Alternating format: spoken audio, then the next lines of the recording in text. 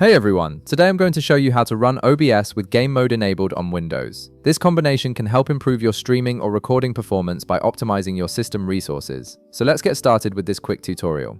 First, click the Start button in the bottom left corner of your screen, or simply press the Windows icon on your keyboard. Once the Start menu opens, type Task Manager into the search bar. You'll see Task Manager appear in the search results. Go ahead and click on it to open the application. Task Manager is essential here because we need to make sure OBS isn't currently running before we adjust its settings. Once Task Manager opens, look through the list of active applications until you find OBS Studio.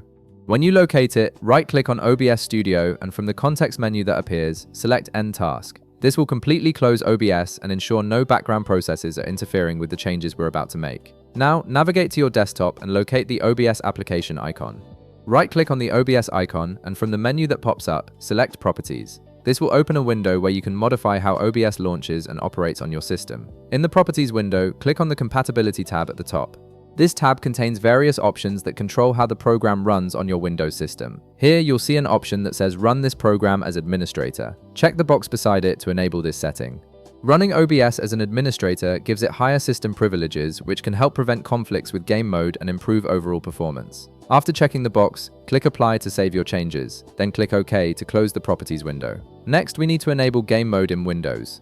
Click the Start button again in the bottom left corner, then type Game Mode Settings into the search bar. When you see Game Mode Settings appear in the results, click on it to open the Settings page. Once the Game Mode Settings page opens, navigate to the Game Mode section. You'll see a toggle switch there. Click on the toggle switch to turn Game Mode on. Enabling Game Mode optimizes your PC's resources for better performance during gaming and streaming, which works perfectly alongside OBS. And that's it.